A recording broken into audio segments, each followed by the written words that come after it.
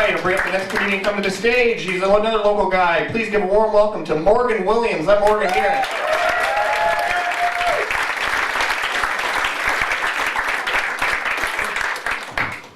Oh, thank you. That's highly unnecessary. It's good to be back in Albany. The past 6 months, I lived in Schenectady. And, hold on that. Hold on for a minute. I was going to say, if you ever have a chance to live in Schenectady, New York for 6 months, don't. Well, the biggest thing I noticed with Albany and Schenectady is the prostitutes. Because Albany prostitutes have much better hygiene and teeth. Dude.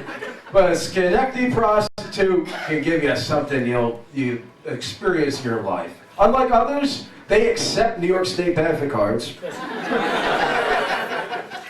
Just bend over, swipe that card, get yourself a gum job.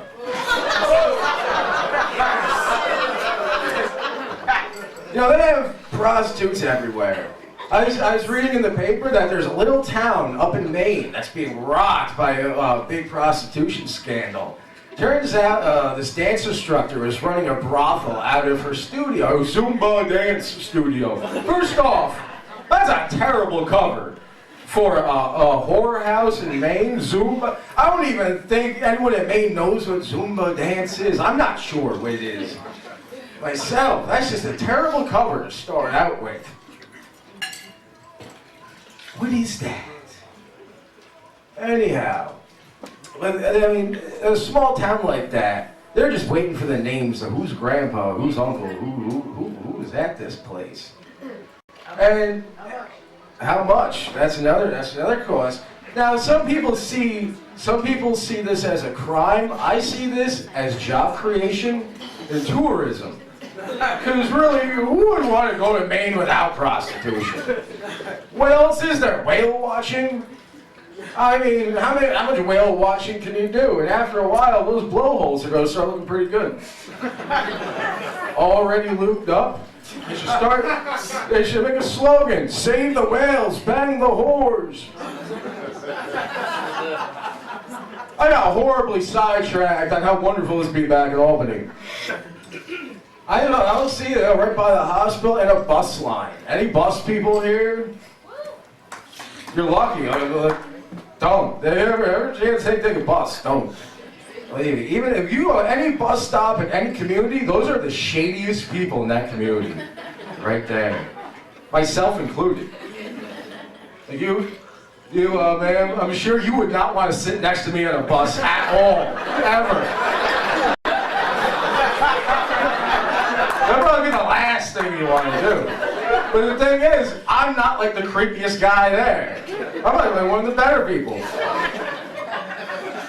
I hate every bus stop has a bum begging for $1 or 50 cents. Or weird amounts like, one guy goes, "Yo, can I have 65 cents? 65 cents? Bro, I made money over here?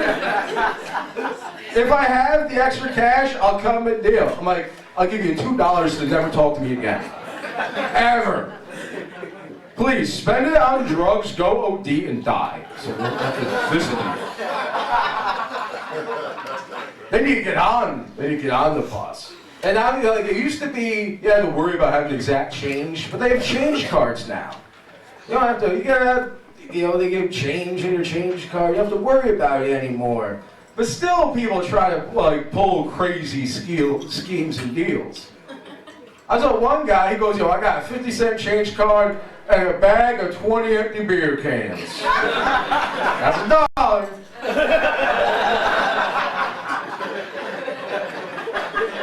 Things kids try today. Look at the drivers. Some of these drivers make Otto from The Simpsons look like a pretty good guy, like responsible. I saw this one driver, and I was like, oh no. And not just because I recognized the driver from an AA meeting. Not just because of that. I'll just say it. Elderly, handicapped Asian woman. With those stereotypes going on, bus driver is a hysterical career choice. Then you got the signs posted on the bus. The rules of the bus. There's no smoking, no eating or drinking, no loud radios, music. They should have another sign reminding black people they can sit in the front of the bus. That's allowed now. Because if you look at the back of a bus, it's like a seated million-man march. Not like one white guy back there. There's maybe like the one white guy pretending to be black. But please, guys, come up front. But then if you look at the people who do sit up at the front, you don't blame them for sitting back there. You look at the crazy white people in the front. Listen, if you ever wonder what happened to like mullets or fanny packs or those like American flag pants, just look in the front of a CDTA bus because those people are hanging out. And I hate getting caught in between like bums talking on their cell phones on the bus. And it's not because I'm pissed off that bums have cell phones. I'm not mad at them at all. It's just annoying because, you know, the one guy, he has his soup can and a string. Going, can you hear me? And, you know, the other guy, he has his soup can and string. No, it's kind of clammy and chunky on this end. I got a carrot or pea in my ear over here. They want to do three-way calling, they need a can of split pea. But I think anyone who's taken the bus, you know when you hear this sound. Beep, beep, beep. You know what's coming. And it's a wheelchair. And you know you're probably going to have to give up your seat.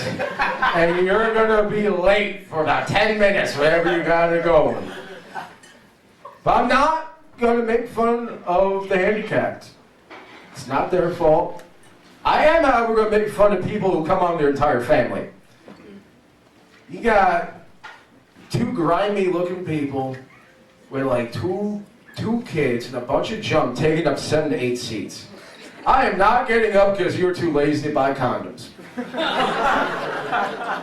And they always go to terrible places. Get off at the Golden Corral and go drown in the chocolate water fountain. Golden Corral, that's another place. See these commercials, they're a big thing. They have a chocolate waterfall and cotton candy. Let me tell you, if you go to Golden Corral just for that, you deserve diabetes. You deserve diabetes like Paula Deen deserved diabetes. How is that a news story? Breaking news tonight, Paula Deen has diabetes. No shit. I watched her show once. She made a whipped cream pie. And that wasn't even dessert. Crisco is like an appetizer to this woman. She might as well just start mainlining sugar and get it over with.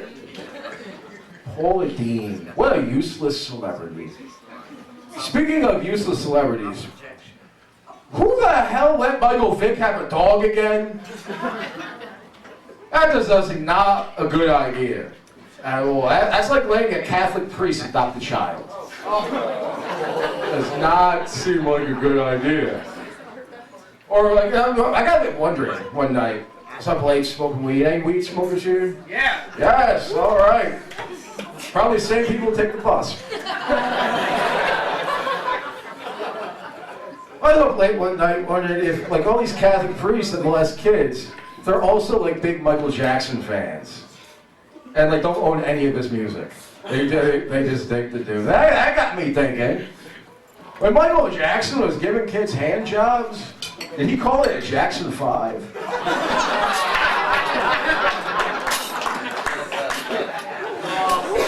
Things that keep you up late at night.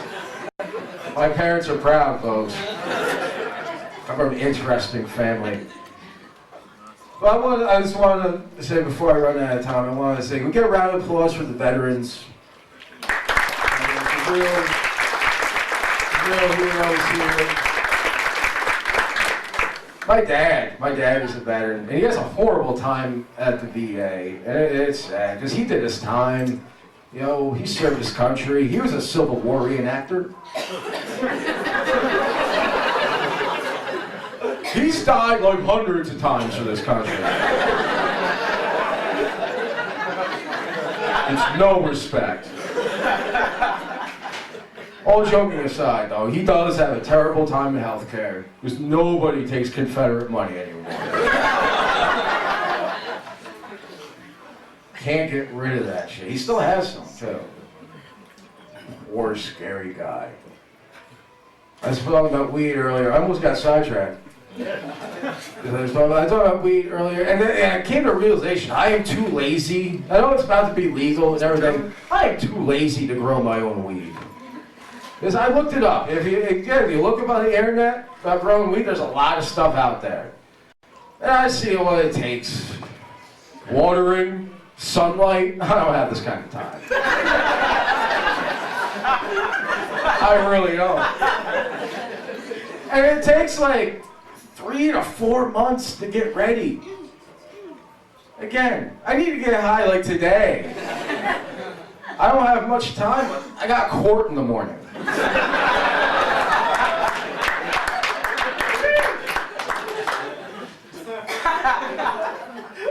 It wasn't a joke. Court in the morning. I hope 2013 is going to be a better year for all of us. Anyone make interesting resolutions? Lady who doesn't want to sit next to me on the bus? Any interesting resolutions? I've only made one. I've only made one resolution. Is to start being more observant, because I don't notice shit. And that's not good for a comedian, at all. I don't, you know those comedians who go, hey, ever notice? No. No. I don't. It took me decades to realize that Penguin from the 60s Batman and Mickey from Rocky are the same guy. Decades it took me to figure it out. I was blown away. Burgess Meredith. And I wish he was still alive so he could like mash up those characters. So you see him out there, he's gonna kill you, Rock! And even on the other end of that, Batman's fighting like pow, wham, zam. He's like toweling them off and feeding them water. So hopefully, 2013 more is every year. A better year for all. Thank you. My name's Morgan Williams.